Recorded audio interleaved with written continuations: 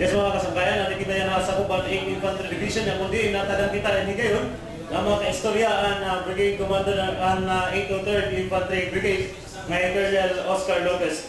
Sir, magandang araw po sa inyo. Kumusta naman po ang ano pong assessment ng naganap na election sa area niyo, sir?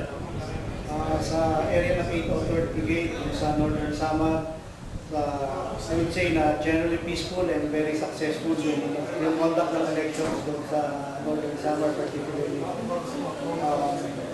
Although merong minor incidents na nangyari, okay naman.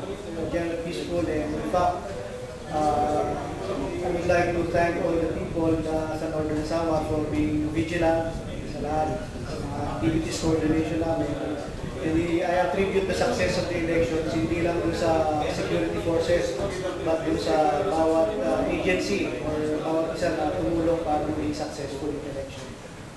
Sir, ano pong future plans ng brigade, sir? Sa ngayon, katatapos lang na election and we are moving back to the ISO mode.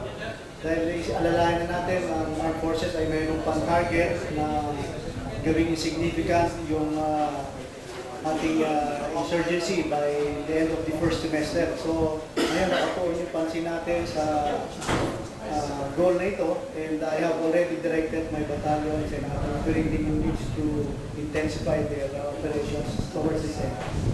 Sir, lastly po, ano po ang may bibigay ninyong mensahe doon po sa nasasakupan ng area niyo sa mga nasasakupan doon sa area ng 803rd Brigade sa Northern Samar?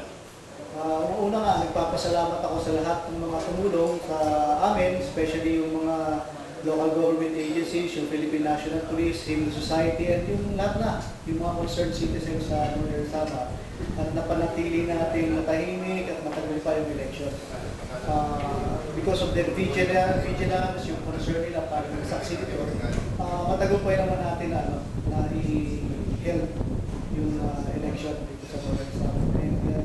Salamat kami at wala namang major incident na nangyari dito sa Northern. So I would say very successful and very peaceful yun.